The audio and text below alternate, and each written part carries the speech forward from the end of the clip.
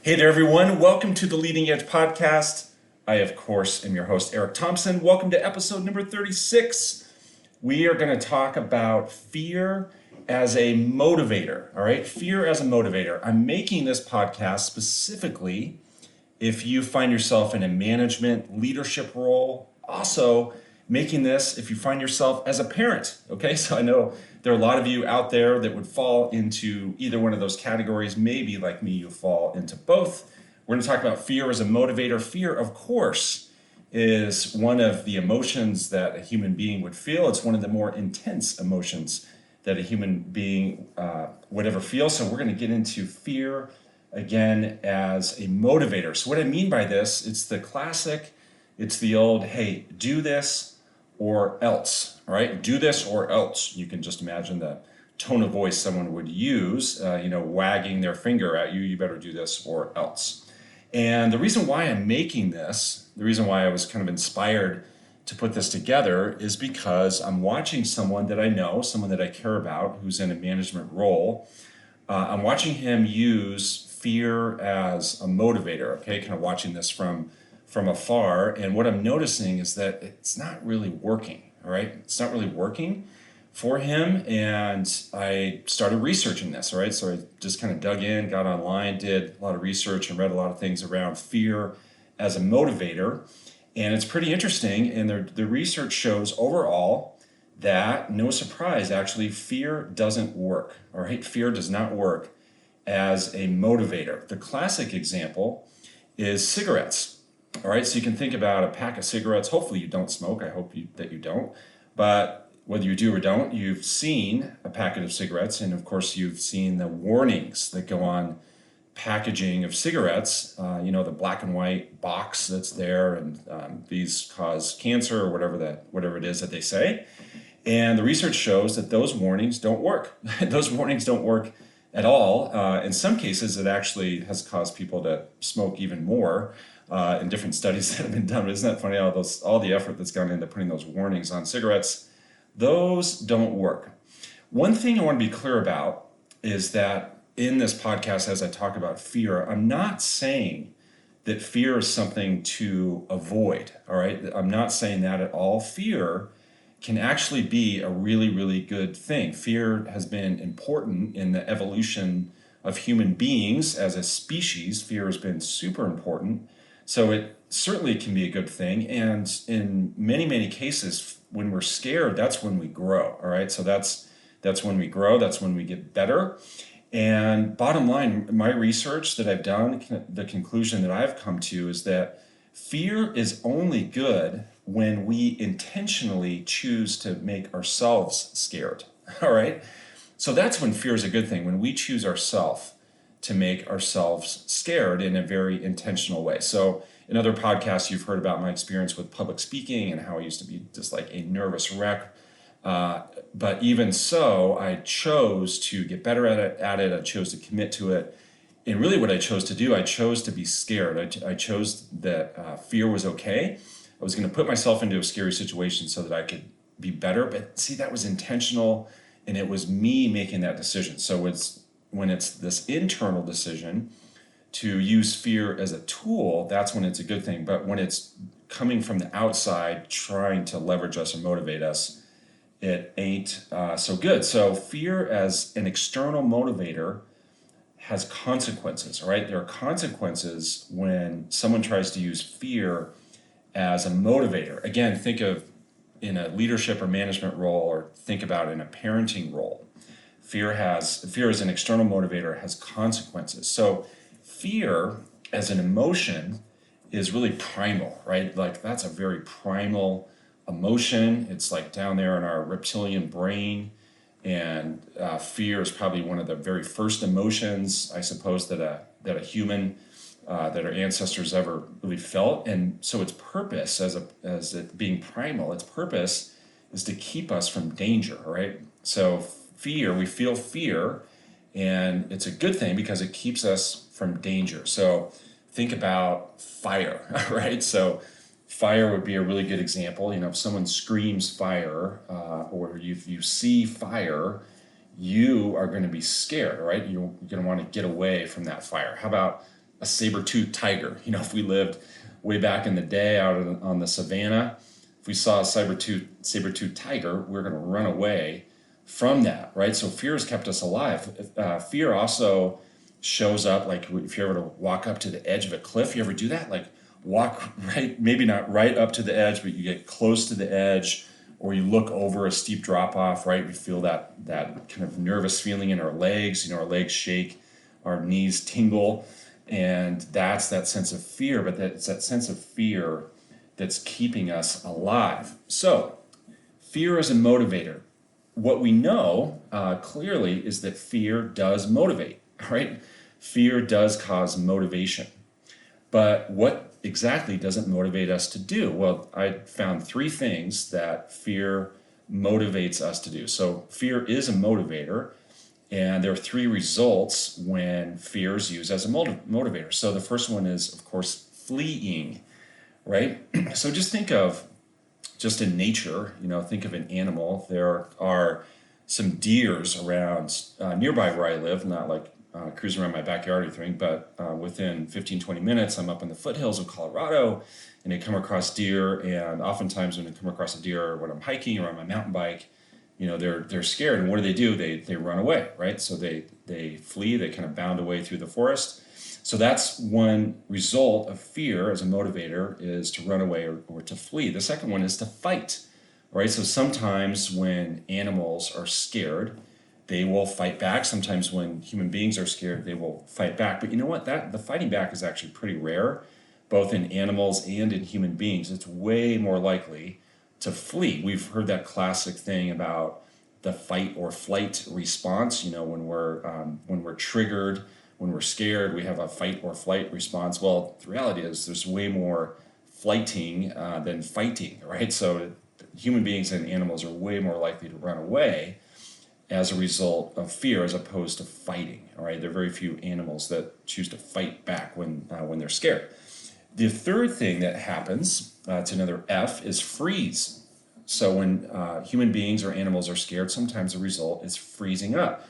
So that would be, speaking of deer, the classic deer in the headlights, right? So you may think of yourself or think of others. When you've been scared, when you've watched other people be scared, they can kind of lock up, right? They can be frozen. And let me ask you this. When we look at fleeing, at fighting, or freezing, let me ask you, are any of these good at home or at work? So you as a parent, you as a manager leader, are any of those 3 things really good at home or the workplace? Well, no, of course not. I mean, we don't want our kids or our employees, running away, fighting back, or freezing. And of course, there's a good version of fighting back, and that's that classic conflict layered on trust, is the pursuit of truth. That's a quote from Patrick Lencioni, a great author. Conflict layered on top of trust is the pursuit of truth. But I'm not, when I say that one response to fear is fighting back, that's a different kind of fighting back. It's not resolving conflict, right? So none of these things are very good at work, either fleeing or fighting or freezing. None of those are good at work. None of those are good at home. And also, the thing about these responses, they're super short-lived, right? So if you're going to run from the saber-toothed tiger, or run from fire, or run away from the edge of the cliff, that's going to be like this short burst, right? It's going to be really, really short-lived. And so we don't want, whether at home or at work, we don't want short-lived responses either. We want nice, sustained, sincere motivation, burning inside of individuals. We're not going to, fear's not going to work for many reasons, one of which it's very, very short-lived. It cannot be sustained as a motivator. So this thought, this theme, this message of you better do this or else, it produces outcomes that aren't valuable for the long term, right? And you could argue they're not even valuable in the short term, but they are definitely not valuable in the long term, all right? So one thing I think about when I think is fear as a motivator, what comes up for me is I think fear as a motivator is super lazy, right? If you're defaulting to fear as a motivator, you're just being super lazy. So there's no creativity involved in that. There's no empathy. So meaning there's no really understanding the other person and getting inside of their head and really considering what might be motivating to them or what's going on in their life and how to help them out. So ultimately, fear as a motivator is super selfish, right? It's really, really selfish. I can think about times when I've been in a culture of fear. All right, there have been times I think about organizations I've been in, bosses I've had. I can think about cultures of fear. One of which, it's pretty funny. Back in the day when I was in high school, I worked construction one summer. I worked on a foundation crew, so we were building a foundation for a commercial building, and our foreman, this guy was the ex Hell's Angel leader from New York City. All right, so he was from New York City, and he ran the Hell's Angels in New York City. And this guy was intense, right? He was on our case all day, every day, cussing, swearing, calling us names, and that was a drag, right? That was not fun. That whole experience. So I've been in that culture. I also can think about there was a home builder that I worked for when I was young, when I was early in my real estate career. It was a home builder I worked for. I was a salesperson there, and my sales manager was an ex-Marine. And boy, I have a ton of respect for anyone who served in the military, serving now in the military.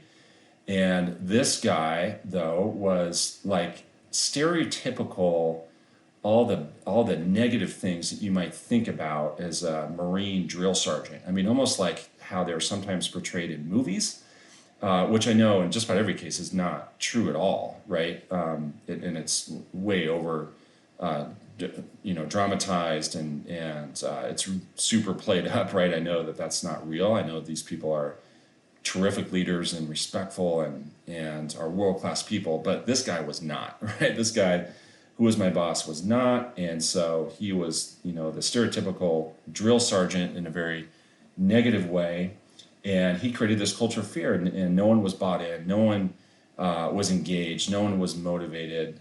We were all tuned out, and it was just a bad deal. And so what happened was a lot of us left, right? So we all fled because we just got tired of dealing with this guy. So a culture of fear, when fear is used as a motivator, a culture of fear, what happens is it stifles creativity, right? There's just no space for creativity to occur.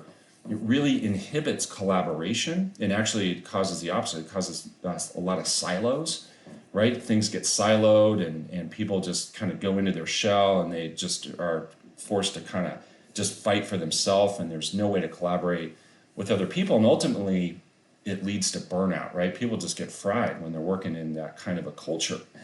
The other thing that happens, and this is kind of goes back to the fact that fear is primal. The other thing that happens when people are scared, and when they are scared by these external forces, it really narrows your focus. So a lot of times narrowing a focus is a good thing, right? It's good for us to really zero in and get focused and get down to it, right? Roll up our sleeves and get to work. But there can be a consequence to focus being narrowed by fear.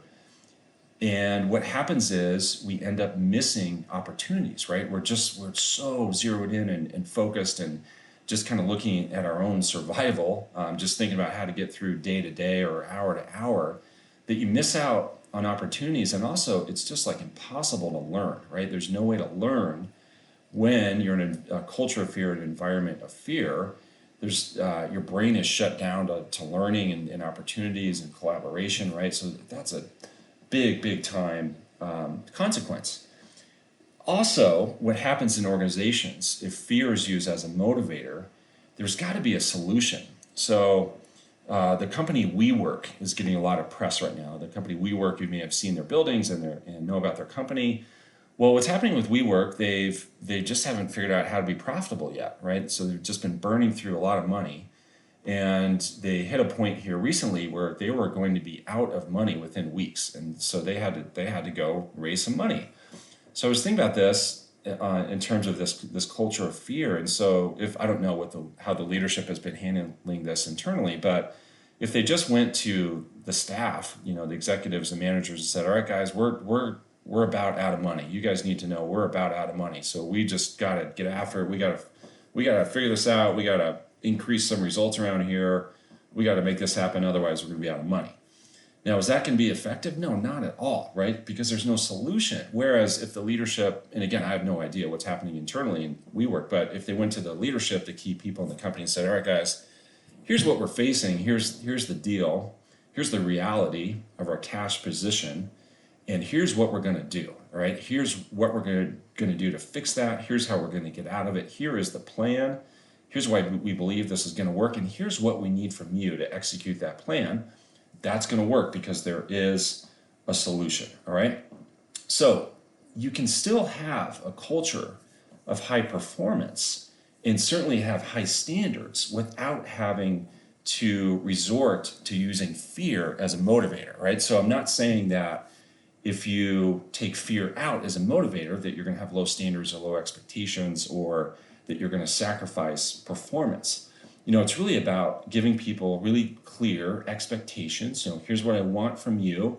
Here's what success looks like. This is what I would expect. And then hold people to it, give them feedback along the way. Yes, you're making progress toward that. No, you're not. This is what I need from you again, kind of correcting the course there. That's way different than using fear as a motivator. So again, you can still, I'm not suggesting if you pull fear out that you are lowering standards or expecting less from people. You can still have high standards, you can still have high performance, but you don't have to use fear. So all of this ultimately begs the question, if fear doesn't motivate people, so what does motivate people? So what is a way to have sustained motivation within people, whether you're a parent or a leader, manager?